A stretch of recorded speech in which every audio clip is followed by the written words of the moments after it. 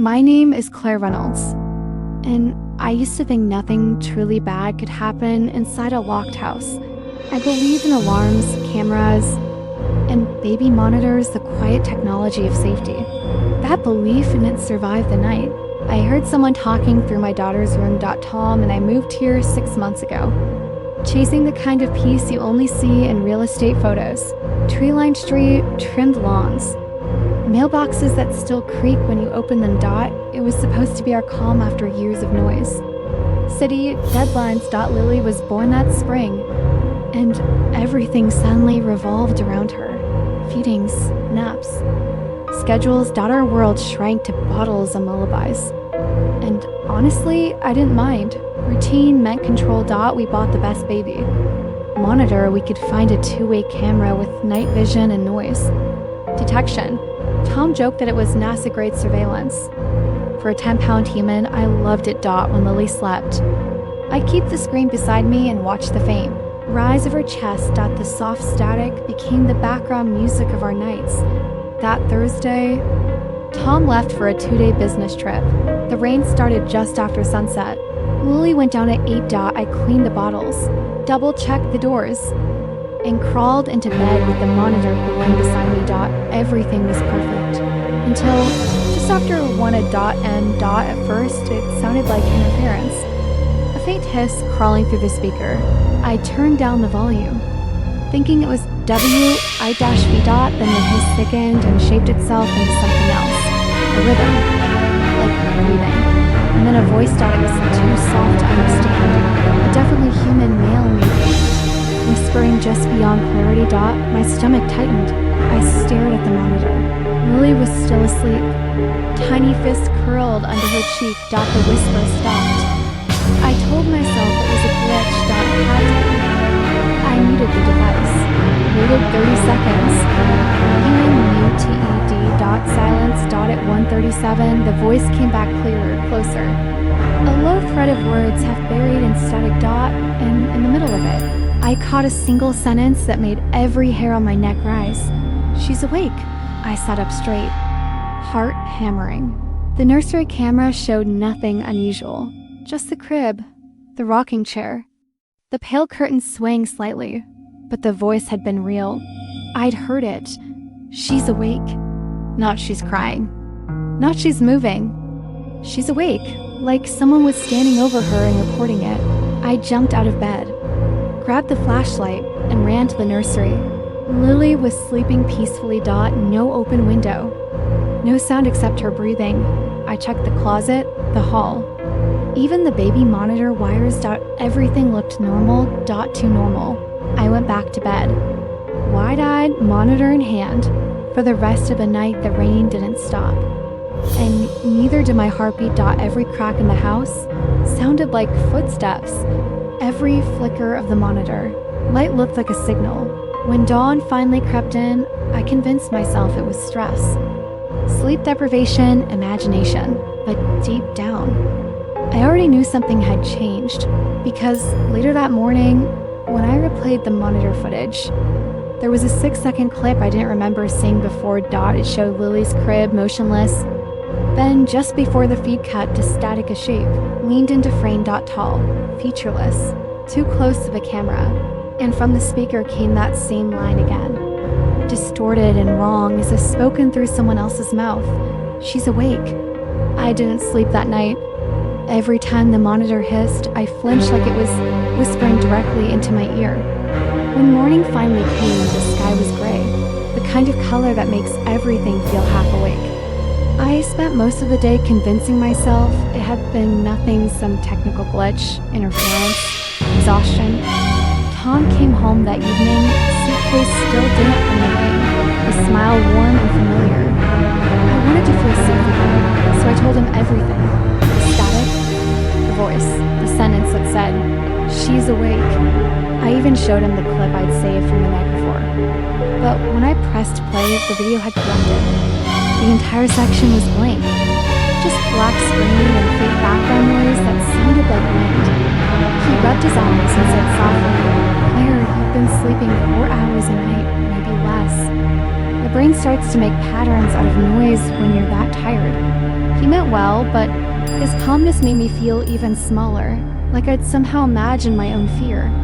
I laughed it off for his sake, but something deep inside me refused to let go. That night, Tom fell asleep almost instantly.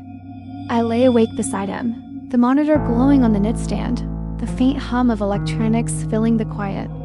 Lily's crib was still visible on the screen, bathed in that pale gray light that makes everything look colder than it is. For a long time, nothing happened. Then, just after midnight, the image flickered. A pulse of static crawled across the feed. The audio crackled. I turned the volume up, expecting the same hiss as before, but instead I heard two voices. One was low and slow, like someone speaking through clenched teeth. The other was higher, almost whispering, overlapping with the first. The words tangled but rhythmic, like a conversation just out of reach. I held my breath and leaned closer until I could make out fragments. "Keep her quiet. She's moving." The words didn't sound like random interference. They sounded intentional. Then, for a split second, something passed in front of the camera, a dark blur, tall and fast, and the feed froze. I sat up, heart pounding, and shook Tom awake. "Listen," I said, but by the time he opened his eyes, the video had returned to normal. Lily lay still, sleeping peacefully. The whispers had stopped. He blinked at the monitor, then at me. "It's fine, Claire. Go back to sleep." He rolled over, and the sound of his breathing filled the room while I stared at the screen, afraid to blink.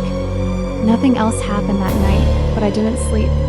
I just watched that little screen until sunrise. The next morning, I called the company that made the baby monitor. A cheerful woman named Denise told me that the system used military-grade encryption and couldn't possibly pick up another signal. "You're probably just hearing ambient feedback," she said. I wanted to believe her, but her voice felt too bright for the darkness I'd heard. When she laughed, it made my skin crawl. I hung up, poured a cup of coffee I didn't drink, and spent the rest of the day replaying her words in my head. Military-grade encryption. Impossible interference. So if it wasn't interference, what was it? That night, I set my phone next to the monitor and started recording video. Tom thought I was being paranoid, but he didn't argue. He stayed up working in his office downstairs. The house felt too quiet, too empty. Around 2 a.m., the air shifted. You can tell when something's wrong before you even see it. The static returned, softer this time, almost like breathing. Then came the voice again, clearer than ever, steady and deliberate. "She's awake." My chest went cold. Before I could react, another voice followed, deeper, slower, closer to the microphone. "Then keep watch." The words hit me like physical weight. I snatched up the monitor. On the screen, something was standing beside Lily's crib. It wasn't a trick of light. It wasn't static. It was a figure, tall, still, completely wrong. My body moved before my mind caught up. I sprinted down the hallway, threw the nursery door open, and flicked on the light. Empty. Lily slept soundly. The window curtain swayed slightly, brushing against the frame. I checked the latch. It was closed, but there was a faint line of water on the sill, like rain had touched it. I called for Tom. He ran upstairs, breathless, eyes wide. I told him what I saw. He checked the closet, the hallway, the locks. Everything was fine, everything normal, everything explainable. "You scared yourself," he said quietly, rocking Lily against his shoulder. His voice was steady, but I could see his pulse in his throat. He didn't believe me, but he wasn't sure I was wrong either. The next morning, I tried to convince myself it had been imagination again, just exhaustion. But something in the nursery had changed. The air smelled faintly of wet earth, like damp soil and metal. I opened the window to clear it, but the scent didn't fade. That evening, after Tom went downstairs to work again, I checked every door, every lock, every window. I sat in bed, watching the monitor, waiting for nothing to happen. At 1:58 a.m., the speaker hissed softly. My stomach tightened. I turned the volume volume down to a whisper. Through the static, I heard breathing slow, heavy, rhythmic, not a child's. Then a voice spoke again, clear as a whisper against my ear. "Don't wake her." I froze. The video feed showed the same scene crib, nightlight, rocking chair, but now, at the edge of the frame, a shape was moving. Not walking into the room, rising, as if it had been crouched in the corner the whole time. My breath caught. The screen glitched, the image froze, and the audio collapsed into a long grinding static that made my ears ache.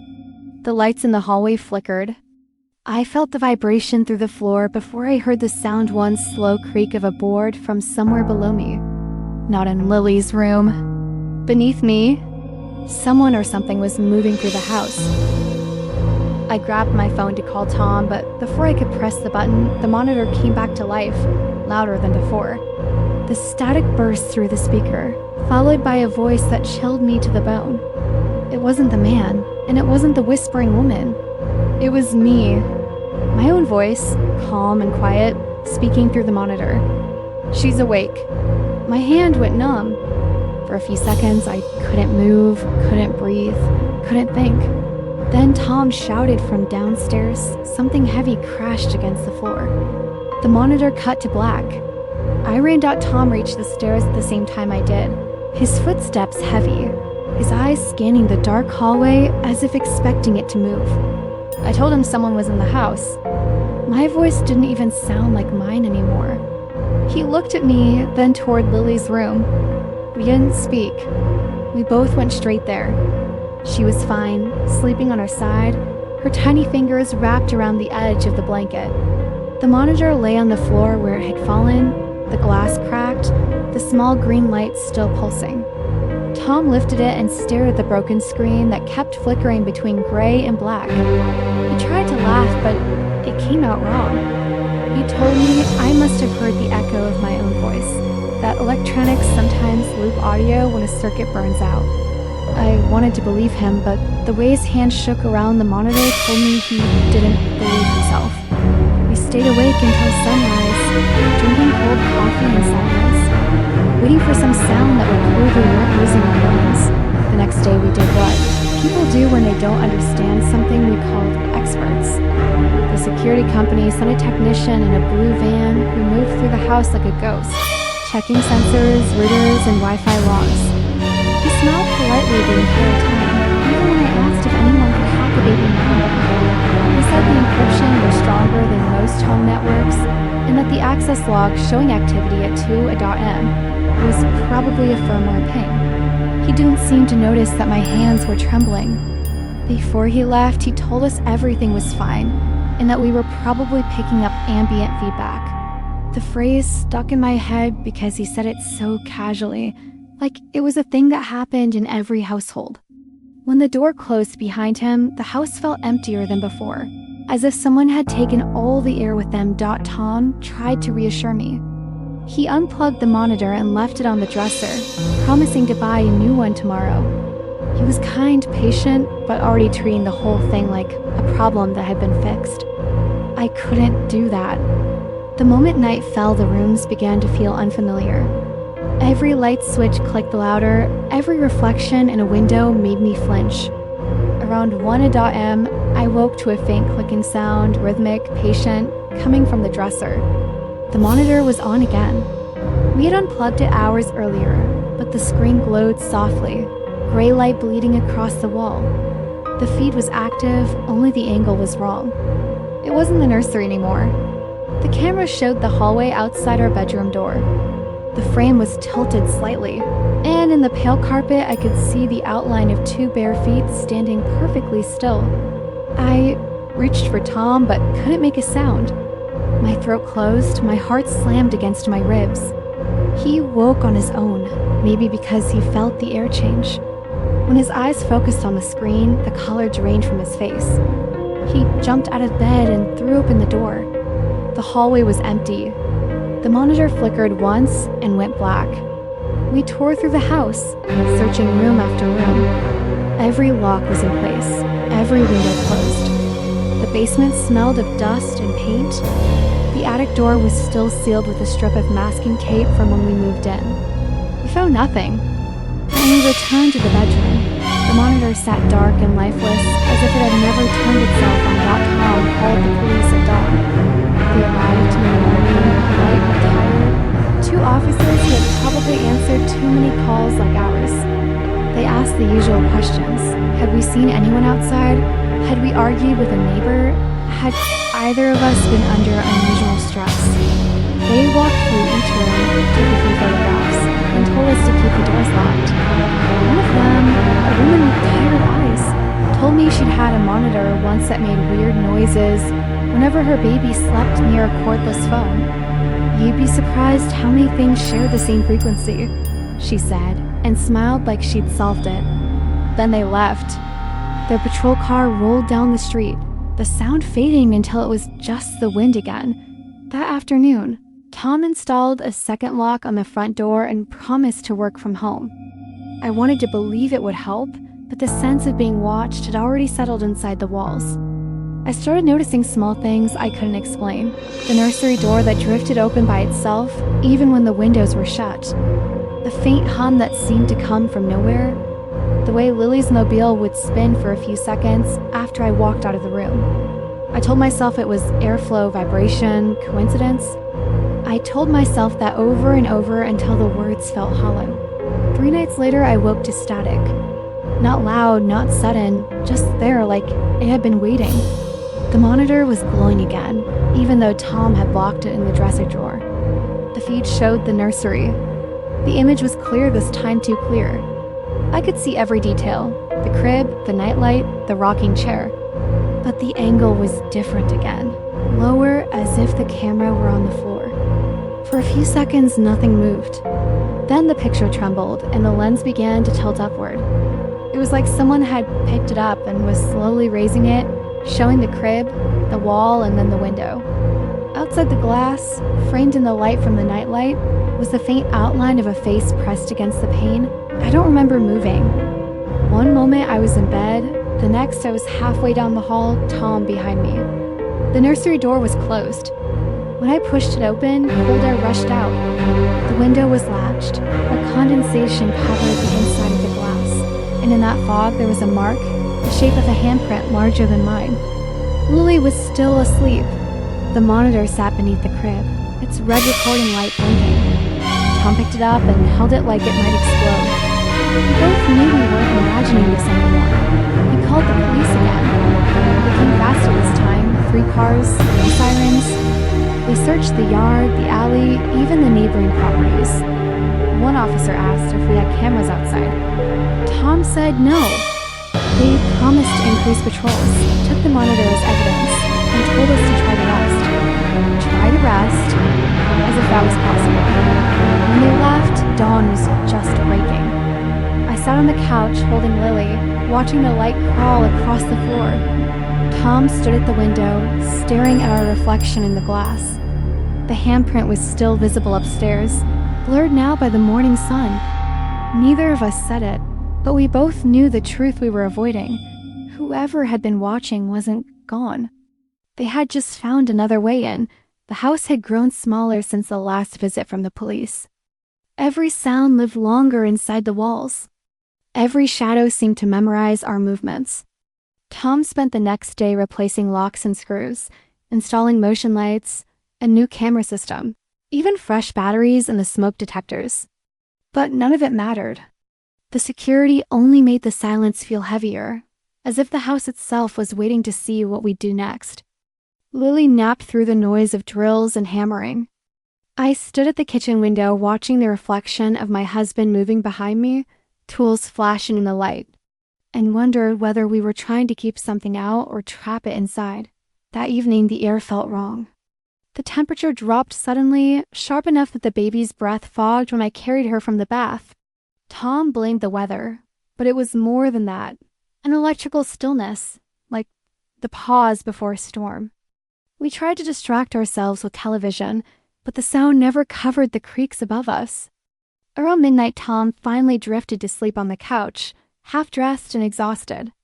I stayed up scrolling through the security camera app. Each feed showed a different angle of the house: the porch, the hallway, the nursery. All still. All normal. Then, just past 1, the nursery feed stuttered a half-second skip, and the timestamp jumped backward by 3 seconds. When the picture steadied, Lily was still asleep. But the mobile above her crib was spinning, slow and deliberate. Like someone had brushed a finger across it. I walked to the nursery door, forcing myself not to run. The hall light stretched a thin line under the frame. I pushed the door open. Everything looked ordinary. Soft nightlight glow, gentle breathing, the faint hum of the air purifier. The mobile was still moving. I reached up to stop it, but the plastic straws were cold, colder than the room, colder than they should have been. I turned to leave and froze. The baby monitor on the dresser was on again, though we'd boxed it for the police. The same model, the same crack across the glass, now showing a live feed from somewhere else. The living room, from a high corner angle we didn't have. On the screen, I could see Tom asleep on the couch, exactly as he was downstairs.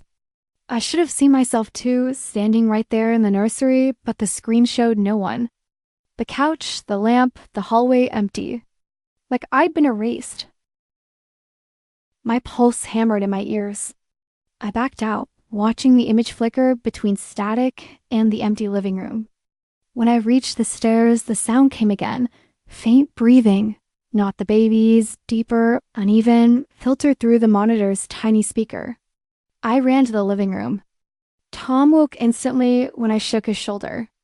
I showed him the device. The screen was blank again. He looked at me with the exhausted kindness people reserve for someone they love but can't help. He said maybe I'd fallen asleep and dreamed it. But he checked every window anyway, walking from room to room, turning on lights until the house looked dissected. Nothing. No sign of entry. No handprints this time. He unplugged the monitor, locked it in the trunk of the car, and told me to sleep. He promised he'd stay up the rest of the night. I wanted to believe him. So I let myself drift off in Lily's room with her bassinet beside the bed. Sometime near dawn, a noise pulled me awake, faint, rhythmic, like someone whispering words too low to catch. I reached for the baby. She was warm, breathing softly. The whispering continued, closer now. I sat up. The small portable speaker of the new camera system, the one Tom had installed that morning, glowed green on the dresser. Its motion alarm had triggered, and through the tiny speaker came the same whispering, looping, impossible. Tom burst into the room, pale, holding his phone. The app was streaming a live feed from one of the cameras, not the nursery, not the hallway, but from inside the crawl space beneath the floorboards. A camera we hadn't installed. The angle was low, looking upward through the slats. Showing our own feet moving across the room, Tom dropped the phone like it had burned him. The whispering grew louder for a heartbeat, then cut off completely. We stood in that silence, the kind that hums inside your teeth, waiting for something to happen. When nothing did, Tom grabbed the crowbar from his toolbox and yanked open the small access panel near the laundry room. The smell that came out wasn't rot. It was old dust and damp earth. He shone his flashlight inside. For a moment, I saw only wood beams and insulation, and then the beam caught something metallic, a faint red light blinking. A camera lens, half buried in dust, wired to a small battery pack. Still recording, the police arrived within 20 minutes this time.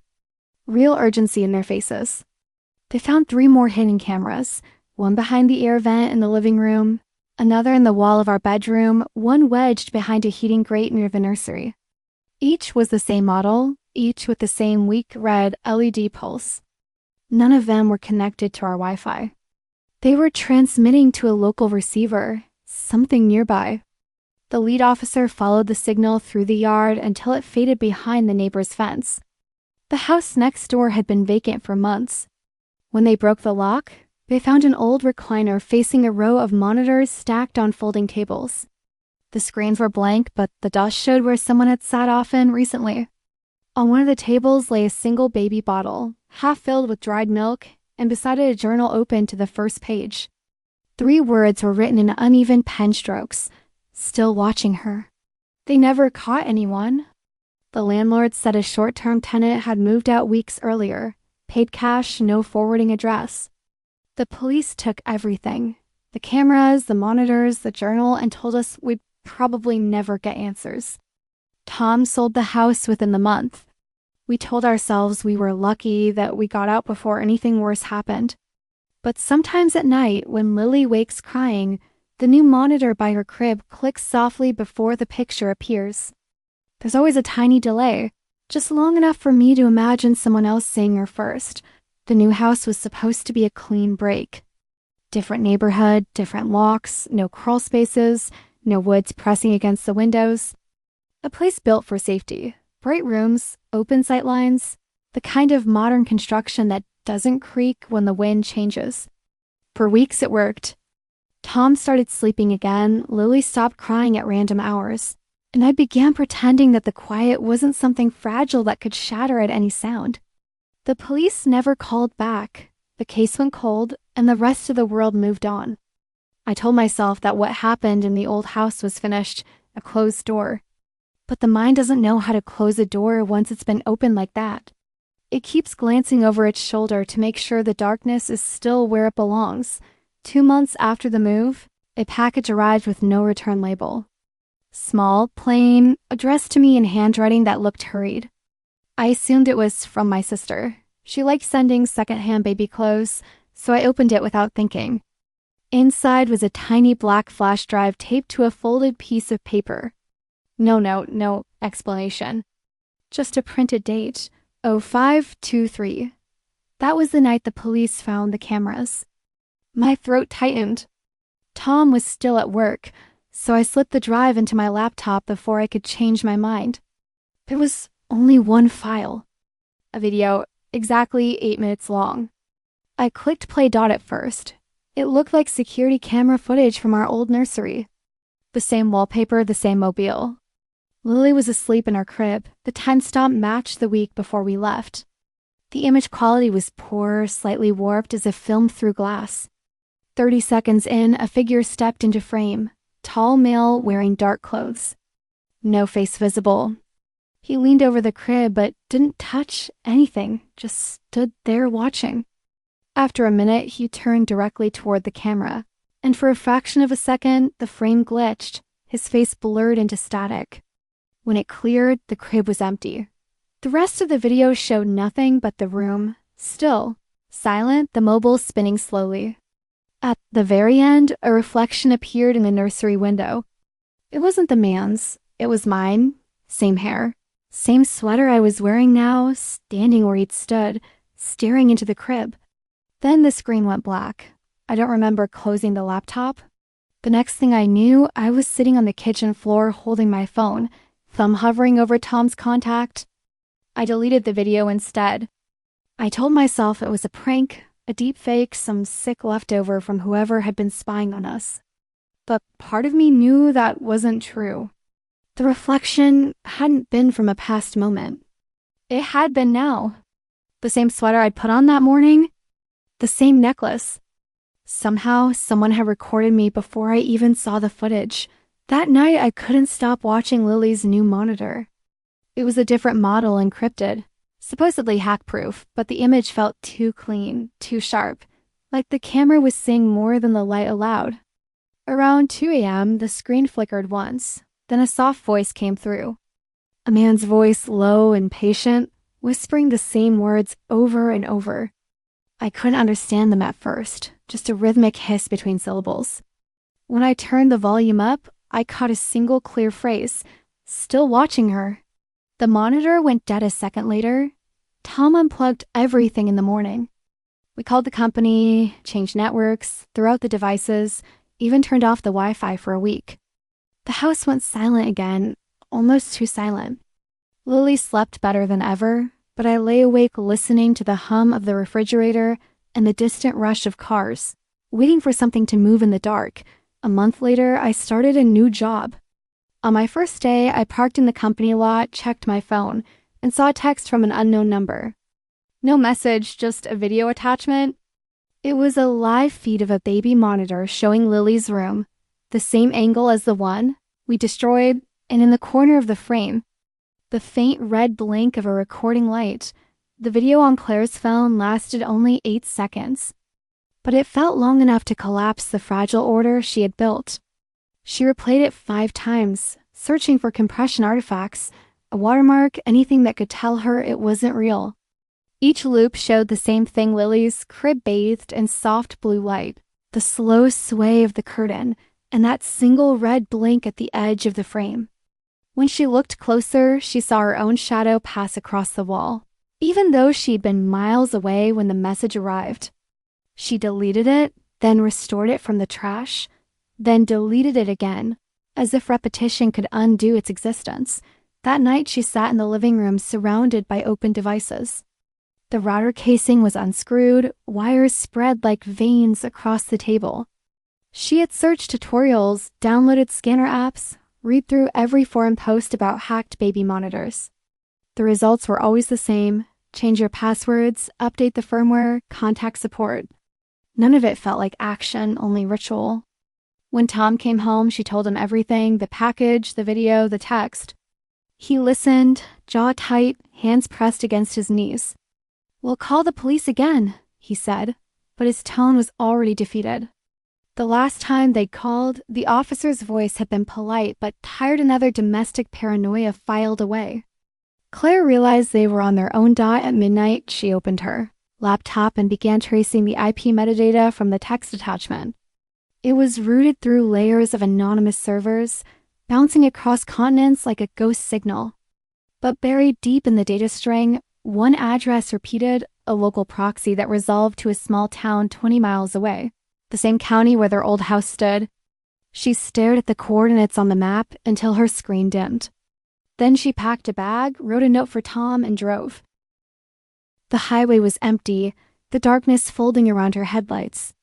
Each exit sign felt like a memory resurfacing, every curve of the road pulling her closer to something she wasn't ready to face. The town looked the same as when they left, quiet, forgettable, half asleep under the weight of its own silence. She parked 2 streets away from the old property and walked the rest of the distance, the gravel crunching softly under her shoes. The house stood in darkness except for a faint glow inside, flickering like static against the window panes. She wasn't sure if it was a reflection from her car lights or something alive inside. The air smelled of damp wood and cold dust, the scent of places that remember. The front door was boarded, but the side window near the porch latch had been pried loose. She slipped through carefully, landing in the living room where they once watched cartoons and argued over baby names. The furniture was gone, but faint outlines remained on the walls, clean rectangles where pictures had hung. In the center of the room sat a plastic folding table covered in electronics cheap monitors, tangled cables, a portable hard drive still humming. Each screen showed static except one. That feed displayed Lily's current nursery in perfect clarity. The new wallpaper, the stuffed rabbit on her shelf, the baby sleeping soundly. For a long moment, Claire couldn't breathe. The live timestamp matched the present minute. She followed the cables to the back of the table, where a small receiver blinked red.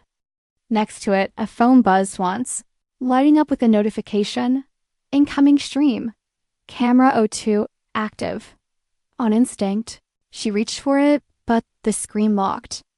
A man's reflection flashed briefly in the glass tall, motionless behind her. She spun around. Nothing, just her own distorted shadow on the wall. Her pulse roared in her ears as she unplugged the receiver, yanked the drives free, and stuffed them into her bag. The room plunged into darkness. For a second, she thought she heard breathing, close and steady, but when she turned on her flashlight, the beam only caught empty air and peeling paint. Outside, the night had thickened into fog. She ran to her car, started the engine, and didn't look back. The rearview mirror showed only headlights dissolving in the mist, but halfway down the road, her dashboard lit with a Bluetooth prompt: paired device, monitor. She hadn't connected anything. The car speakers crackled, filling the cabin with a whisper so low it almost blended with the engine noise. "Still watching," the voice said, calm, patient, familiar. It wasn't male or female, just known, as if she'd heard it every night in the pauses between Lily's breaths. Claire slammed her phone into airplane mode, ripped the battery cable from the dash, and drove until dawn. When she reached home, the house was silent. Tom was in the nursery, holding Lily, eyes red from worry. "Where were you?" he asked, voice cracking. Claire set the bag on the floor and pulled out the hard drive, her hands trembling. "I found where it came from," she said. "But I think they found me too." On the screen of her laptop, the device list from the receiver loaded automatically, showing dozens of feeds labeled by name: nursery, living room, hallway. Then farther down the list, new ones appeared in real time. Claire's car, Claire's phone, Claire Now. The last feed began to play on its own. The image showed the nursery exactly as it was, Tom and Lily standing where they stood. And behind them, faint but unmistakable, a third shape, her own, staring straight into the camera. The next 2 days dissolved into motionless hours. Tom wanted to take Lily to his sister's house, but Claire refused. She said if they ran now, whoever was watching would still have their signal, that the feed would just move somewhere new. The laptop stayed on the kitchen table, the hard drive attached by a short cable, its indicator light blinking with a rhythm that felt alive. Every few minutes, another file appeared inside the folder, short clips labeled by timestamp. Each one showed an angle of their house that shouldn't exist, from behind the curtains, from above the hallway light, from places no camera had been installed. The worst were the ones that seemed to look out from inside the walls, as if the house itself had eyes. Claire stopped sleeping. She moved from room to room, whispering to herself as she watched the feeds. The videos updated in real time but lagged by a few seconds, like the delay between thought and speech. Sometimes she'd wave her hand and see it replay an instant later, confirming that someone, somewhere, was mirroring her every move. When Tom begged her to stop, she told him she couldn't. "If we don't understand it," she said, "it doesn't end." That night she found a hidden folder on the drive, buried under layers of encrypted names. Inside were hundreds of recordings, not just of them, but of other families. Different houses, different children. Some files were years old. The metadata showed dates going back more than a decade. Every one was labeled by a woman's first name, followed by a number. When she scrolled down, her stomach turned. Near the bottom, her own name appeared. Claire_0001. And beneath it, a new one, created only minutes earlier. Lily_1.Tom stood behind her, frozen. "We're calling the police," he said quietly, but Claire was already typing. She traced the source connection again, following the IP trail deeper. The signals didn't route to a normal network anymore. They looped through what looked like a private server farm hidden under layers of government and corporate addresses. But one ID stood out, a residential address in a nearby city only 40 minutes away. Claire copied it, grabbed her keys, and said she'd drive there. Tom tried to stop her, but she looked at him with an expression he'd never seen before, something between terror and resolve. "If it's a person," she said, "I have to see who's watching." The drive was quiet except for the hum of tires and the occasional flicker of her phone lighting up from the passenger seat. Each time she glanced down, a new text appeared from an unknown number. No words, just coordinates and short video loops of headlights following her car from behind. When she checked the mirror, the road was empty. She kept driving. The address led her to an industrial district by the river, a stretch of warehouses and shipping containers, under rusted floodlights. The GPS pointed to a narrow building with no signage, its windows covered in reflective film. A single antenna rose from the roof, blinking red against the low clouds. Claire parked, stepped out, and felt the cold air bite her skin. The building's front door was unlocked. Inside, the light from her phone caught rows of metal racks filled with computer towers. Fans whispered softly, and cables snaked across the concrete floor like roots. In the far corner stood a desk with 3 monitors still running. She approached slowly. The first monitor showed static. The second displayed dozens of live thumbnails, homes, nurseries, hallways, kitchens, each one labeled by location and date. The third showed a single feed in full screen, her house right now from the same impossible angle inside the wall. She could see Tom pacing the living room, holding Lily in his arms, talking on the phone. But what froze her was the reflection in the TV behind him, her own silhouette standing outside the front door. Her breath caught. Someone else was there. She dialed Tom's number, but before it could connect, a sound echoed behind her, a faint metallic click, like a camera shutter. She spun around, but the room was empty. The monitors flickered and a new window opened on the screen. Text scrolled slowly across the display. "Thank you for coming back, Claire. You've always given us the clearest signal." The lights went out.